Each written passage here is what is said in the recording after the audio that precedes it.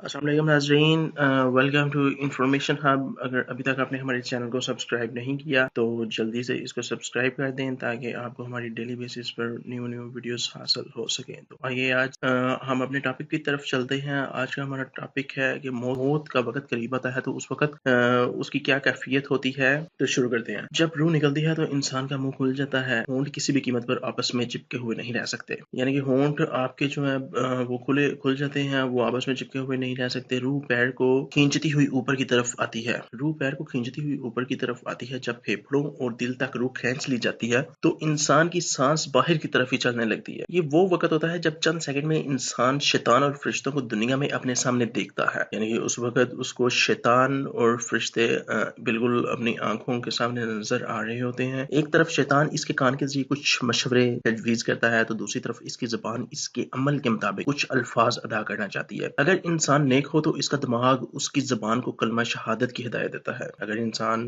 नेक हो, अल्लाह का नेक बंदा हो, तो उसी वक्त उसकी जुबान पर कलमा जारी हो जाता है। अगर इंसान काफिर, मुशरिक, बददीन या दुनिया पर हो तो इसका दिमाग नेपोफ्यूजन और एक अजीब हैबत का शिकार होकर शैतान के मशवरे की पैरवी ही करता है और इंतहाई मुश्किल से कुछ लफ्ज जबान से अदा करने की भरपूर कोशिश करता है। और ये सब इतनी तेजी से होता है कि दिमाग को दुनिया की फजूल बातों को सोचने का मौका ही नहीं मिलता। इंसान की रूह निकलते हुए एक जबरदस्त तकलीफ जहन महसूस करता है, लेकिन तड़प लिहाजा नहीं पाता क्योंकि दिमाग को छोड़कर बाकी जिस्म की रूह इसके हलक में अटकी हुई होती है। वो जिस्म एक गोश्त के बेजान लोथड़े की तरह पड़ा होता है जिसमें कोई हरकत की गुंजाइश बाकी नहीं रहती। हर दिमाग की रूह भी खींच ली जाती है और आंखें रूह को ले जाते हुए देखती हैं। आंखों को नजर आ रहा होता है कि मेरी रूह जा रही है और आंखों की पुतलियां ऊपर चढ़ जाती हैं। यहाँ जिस सिमत फरिश्ता रूह कब्ज करके जाता है उसी तरफ को हो जाती हैं, यानी कि अगर फरिश्ता दाएं की तरफ रूह को लेकर जाता है तो आंखों की पुतलियां दाएं तरफ हो जाती हैं और जिस तरफ